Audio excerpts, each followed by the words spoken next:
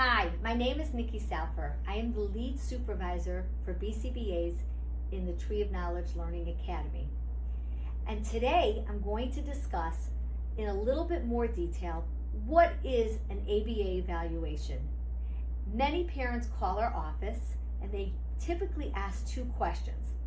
If my child already has a diagnosis, how is the ABA evaluation different and why do I need one? And so now I'm going to explain.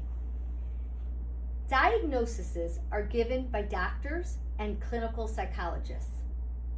They do certain psychological tests that will determine what diagnosis your child has.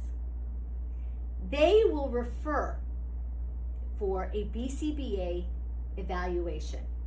What is different about the evaluation that board certified BCBAs do versus what they do? We do a deep dive into the behaviors, both the good behaviors that need to increase, the skills that need to be taught, and the maladaptive behaviors that need to be reduced. So let's give an example. Communication skills. You may have already had an evaluation that determined that the communication skills are not at the level that that child is at. What we will then do is take a look at those communication skills and determine what types of reinforcement need to be done. What are the goals that the BCBA is going to be working on? And so it's a much greater look at issues. Evaluations that come to us from clinical psychologists, pediatric neurologists, pediatrician, they're very helpful because it kind of gives us direction as to what evaluations we need to do as part of the behavioral assessment. But we do a much lengthier assessment to look at it. And what are we looking at? We're looking at social skills, play skills. How long is his attention? So I'll give you an example. Children that come in with a diagnosis of ADHD, that doesn't tell us how long they can pay attention.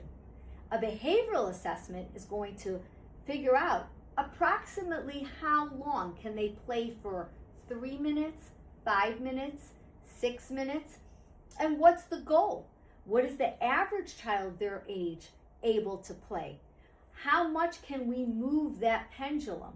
That's the kinds of things that behavioral assessments look at. Daily living skills. Are they taking a shower? Are they brushing their teeth? These are additional skills that we will look at.